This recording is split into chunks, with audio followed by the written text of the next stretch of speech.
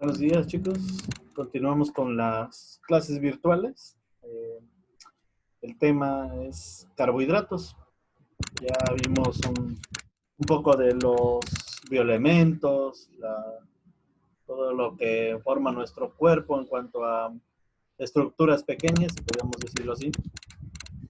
Las características, las funciones que tienen estos bioelementos a nivel celular y también a nivel, digamos, sistémico, participando en algunas reacciones en el metabolismo.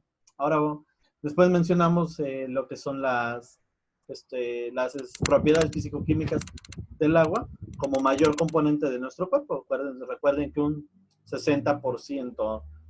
Vimos cómo se estudia los procesos biológicos que conlleva aquellas transformaciones bioquímicas que tiene el agua, como la disociación, el pH, la difusión, la ósmosis, que tienen que ver puntualmente con el agua. Ahora vamos a entrar en el siguiente tema. Entramos a biomoléculas, la sesión 3 o el tema 3, y comenzamos con carbohidratos. Los carbohidratos es un grupo muy importante, ya que fueron reconocidos como combustibles y componentes estructurales principalmente, ¿no? Son piezas periféricas de las actividades claves de la célula. Más adelante vamos a ver por qué, tiene que ver puntualmente con la célula. Y estas mismas están recubiertas por complejos y capas de carbohidratos conjugados, así se le llama, conjugados. Son células claves en la interacción que permite la formación de tejidos a partir de células. Los carbohidratos principalmente se construyen a partir de monosacáridos, que son las moléculas más pequeñas. Iniciamos con nuestro tema. Vamos a ver algunas características generales y recuerden, en la sesión en vivo nos sirve para repasar. Funciones principales de los carbohidratos, bueno, reserva y fuente de energía, y vemos una relación en donde tienen que ver los órganos puntualmente como el hígado y el músculo. Nos sirven de defensa algunos carbohidratos conjugados, en este caso la inulina. De estructura, nos va a servir aquí principalmente en células vegetales, como las fibras de celulosa. Intermediarios en el metabolismo, muy importante en la conversión de moléculas complejas a moléculas pequeñas, son intermediarios, y pasa a la viceversa, que es puntualmente cuando hablamos de anabolismo y catabolismo, formación de moléculas a partir de estructuras pequeñas a grandes, y la oxidación o rompimiento de moléculas grandes a moléculas complejas, pequeñas, perdón, donde hay varios intermediarios en el metabolismo. Podemos ver aquí el ejemplo de glucosa 6-fosfato, puede pasar a fructosa 6-fosfato, donde estamos viendo a dos monosacáridos. Estas son algunas funciones principales que cumplen los carbohidratos. Características, nos dice que constituyen la mayor parte de la materia orgánica de la Tierra, tienen varias funciones en los seres vivos, ya lo mencioné. Principalmente sirven como almacén de energía, son combustibles e intermediarios metabólicos. Un gran número de moléculas contienen carbohidratos, por ejemplo, el ATP, que es esta estructura. El ATP también lo mencionamos cuando hablamos de la célula. El ATP es la unidad biológica de almacenamiento de energía. Entonces, si se dan cuenta, en estas uniones entre la adenina, que es un nucleótido, y un grupo fosfato, se encuentra la ribosa, que es un carbohidrato, ¿sí? Asimismo, también dice que participa o está inmerso en las coenzimas como el NAT. Otra función muy importante en cuanto a estructura es que dos carbohidratos forman parte de la estructura de los ácidos nucleicos, como el ADN y el ARN. ¿Se dan cuenta? El ARN tiene como en su estructura la ribosa y el ADN tiene un carbohidrato llamado desoxirribosa. Entonces se dan cuenta, no nada más funcionan como combustible, sino componentes estructurales de moléculas muy importantes para los seres vivos. La presencia de complejos de carbohidratos con proteínas, glucoproteínas o con lípidos, glucolípidos, que eso les vamos a mencionar como conjugados entre biomoléculas, que se encuentran principalmente en las membranas celulares, confieren a estas propiedades que se manifiestan principalmente fenómenos de reconocimiento intracelular, ¿no? Entonces, va a haber varias uniones entre carbohidratos, proteínas y lípidos que le vamos a llamar conjugados, que su función principal va a ser la de reconocimiento intracelular. Recuerden que son como que estructuras de anclaje, ¿sí? Que si no se lleva a cabo ese anclaje no van a tener un reconocimiento o una comunicación. Entonces, para eso sirven también este tipo de conjugados. Los hidratos de carbono también se le conocen como azúcares o glúcidos, ¿sí? Cuando hablamos de glúcidos, puntualmente de la glucosa. Son compuestos orgánicos. ¿Por qué orgánicos? Porque están compuestos principalmente por carbono. Recuerden el enlace carbono-carbono. Hidrógeno y oxígeno. Y en algunos tipos de carbohidratos participan el azufre y nitrógeno, que son los elementos primarios, ¿no? Esas son estructuras de uniones. Aquí podemos ver un ejemplo de un conjugado. Si se dan cuenta de esta parte, son glucosas o moléculas de glucosas unidos a una cadena proteica, es decir, a un grupo amino, ¿sí? Entonces, digamos, aquí está un ejemplo de una glucoproteína. Vamos a ver cómo se clasifican. Hay dos maneras, de acuerdo eh, a su composición química y de acuerdo a su función nutrimental. Químico, se van a clasificar en tres: monosacáridos, que significa un azúcar; oligosacáridos, más de un azúcar; y polisacáridos, en donde van a ser más de 10 azúcares, o es lo mismo, más de 10 unidades. Entonces, un monosacárido va a ser una unidad. Del 2 a 9 unidades van a llamar oligosacáridos. Cuando sea mayor de 10, se le van a llamar polisacáridos. Dentro de esta clasificación vamos a tener a las triosas, tetrosas, ahorita vamos a ver por qué este nombre, pentosas, hexosas. Ejemplos de ellas tenemos a la glucosa, fructosa y galactosa. Dentro de los oligosacáridos tenemos a los disacáridos. ¿Por qué disacáridos? Recuerden, son dos. Trisacáridos, porque son 3 unidades, es decir, 3 moléculas de azúcar unidos. Tetrasacáridos, 4 moléculas de azúcar unidas, y así sucesivamente. Ejemplo, tenemos a la sacarosa, a la maltodextrina y a la rafinosa. Polisacáridos, principalmente de reserva, estructurales y gomas. Ejemplo de ellos tenemos a la amilosa, amilopectina y celulosa. ¿Vale, chicos? Entonces, polisacáridos también entra uno muy importante, que es el glucógeno. Se me pasó ahí anotarlo, ¿no? Entonces, esta es su clasificación química en 3. La primera actividad de la sesión del cuadro anterior realiza un mapa mental sobre las características o funciones de los carbohidratos.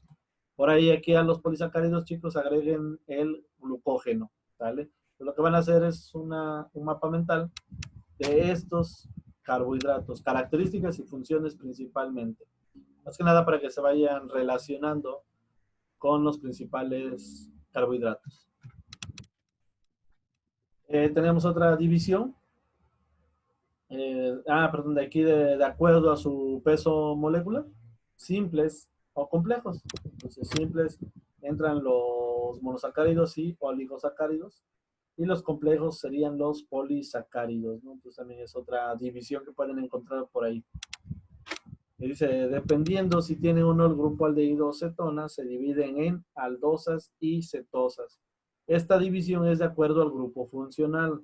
El grupo funcional le llamamos a aquel tipo de especie química que va a caracterizar a una estructura. Dentro de la química tenemos varios grupos funcionales. Entre ellos está el aldehído y la cetona. Cuando sea un aldehído se le va a llamar aldosa. Cuando provenga o cuando tenga un grupo cetona en su estructura, le vamos a llamar cetosas. Se puede describir los carbohidratos por la cantidad de átomos de carbonos presentes en la molécula. Es decir, los monosacáridos es la unidad más pequeña en la estructura de carbohidratos que no pueden ser hidrolizados en moléculas más sencillas. ¿Qué significa hidrolizados? Que se rompa la molécula. ¿Sí? Hidrolizados, que se rompa la molécula y que se liberen estructuras muy simples. Entonces, los monosacáridos no pueden llevar a cabo una hidrolización. ¿Por qué? Porque ya son estructuras simples, por lo tanto no se pueden romper. Dependiendo de la cantidad de átomos de carbono que contengan, se subdividen principalmente en triosas. Tenemos el ejemplo del gliceraldehído, una tetrosa. Tenemos el ejemplo de aldotetrosa. ¿Cómo nos damos cuenta, chicos? En el número de carbonos. Aquí tengo 1, 2, 3 y 4. ¿Sale? Siempre el grupo alcohol va a ir en una orilla, que es este, y el grupo funcional que les decía, que es el aldehído, va a ir en la otra contraparte. ¿Vale? Entonces, recuerden, una parte tiene el grupo funcional, en este caso aldehído, y en el otro extremo tiene el grupo alcohol. Ribosa, recuerden, ribosa ARN, es una pentosa. ¿Por qué? Porque tiene 5 carbonos en su estructura. 1, 2, 3, 4 y 5. Y la fructosa, que es una hexosa. ¿Por qué? Porque tiene 6 carbonos. 1, 2, 3, 4, 5 y 6. La diferencia entre fructosa y glucosa, chicos, recuerden, es el grupo funcional. La fructosa tiene como grupo funcional una cetona. ¿Vale? ¿Qué es esto? ¿Se dan cuenta? Es diferente acá. La cetona no tiene un grupo hidrógeno. El aldehído sí, que es este. ¿Vale, chicos? Entonces,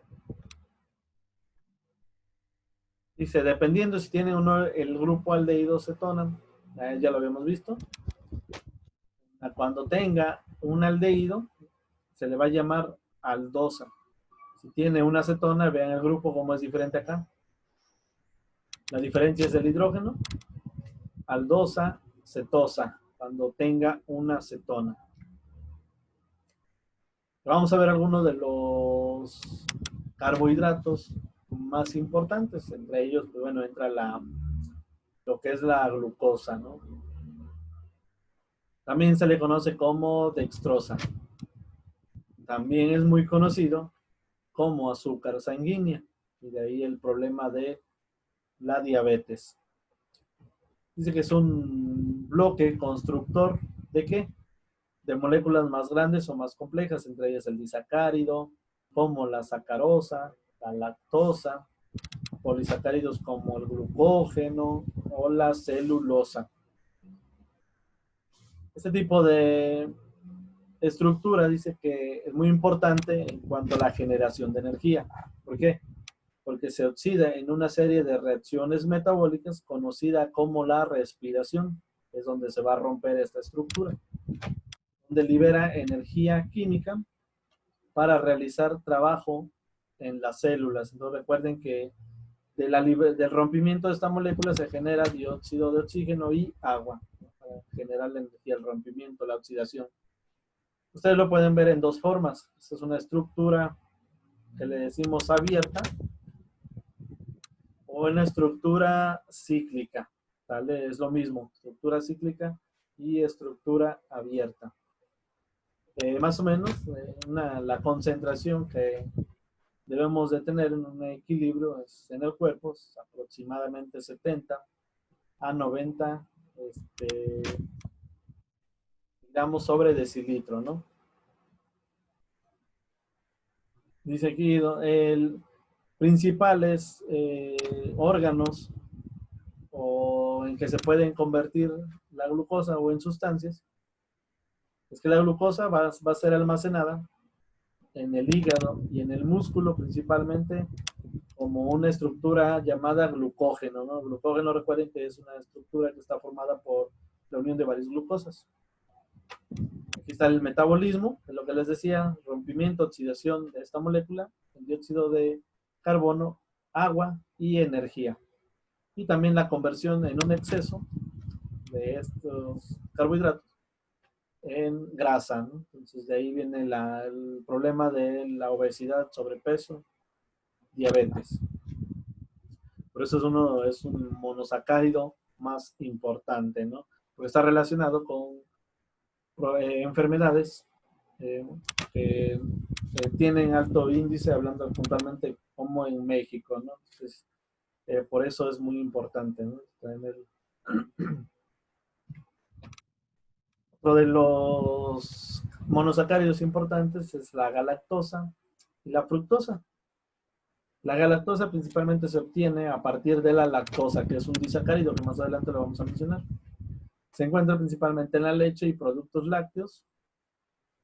Funciones principales se encuentran como glucoproteínas, que están formadas en las membranas celulares, tanto del cerebro como del sistema nervioso. ¿Vale? Es principal su función y donde la podemos obtener. La fructosa. Una de las características de la fructosa es que es más dulce que cualquier carbohidrato. De hecho, es casi el doble del dulce de la sacarosa o la famosa azúcar de mesa que nosotros consumimos. Se le conoce como azúcar de fruta o lebulosa. También sí la podemos mencionar. ¿Dónde se encuentra puntualmente? En jugo de frutas y en la miel, ¿no? Uno de los usos industriales es que se utiliza como edulcorante en muchos productos. Pueden ver aquí la forma. Esta es la galactosa y esta es la fructosa. ¿Cuál va a ser la diferencia en la estructura cíclica en el total de carbonos? Dan cuenta, aquí tiene 6 uniones contando el oxígeno. Y este tiene 5 uniones, ¿no? Es 1, 2, 3, 4 y 5 si contamos el oxígeno. Y este es 1, 2, 3, 4, 5 y 6. Entonces esa es la diferencia principal entre la galactosa y la fructosa, hablando químicamente, ¿no? Entonces, galactosa, fructosa. Y de manera general, vamos a entrar, voy a mencionar sobre los oligosacáridos y los polisacáridos. Los oligosacáridos se hidrolizan para producir dos moléculas del mismo o de diferentes monosacáridos. Es decir, los dos hasta con unos 20 residuos de monosacáridos. ¿Sale? ¿Qué quiere decir?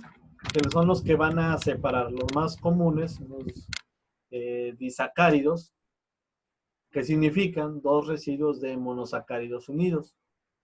Ejemplo, ¿no? La maltosa.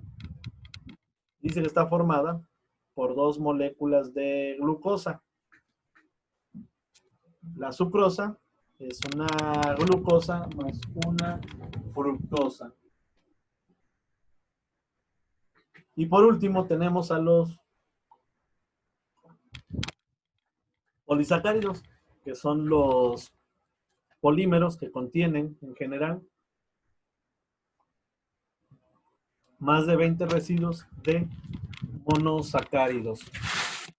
Vale, chicos, entonces ya tenemos a los monosacáridos, oligosacáridos y polisacáridos. En general, aquí tenemos una pequeña clasificación, que esta sí es muy fácil de que se la aprendan, ¿no? Monosacáridos, 1 unidad, oligosacáridos, 2 a 9 unidades y polisacáridos mayor a 10 unidades.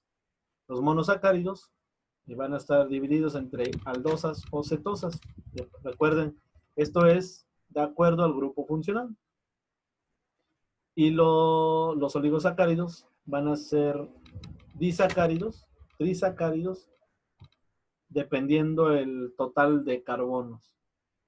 Y por último, los polisacáridos, que son las moléculas complejas. ¿Vale, chicos? Entonces, esta sería nuestra primera sesión y nos vemos en la segunda sesión que posteriormente estaré grabando. Pónganse a repasar principalmente las estructuras para que vayan reconociendo y los nombres, ¿no? Cómo están formados los oligosacáridos, hablando de la lactosa, sacarosa o maltosa.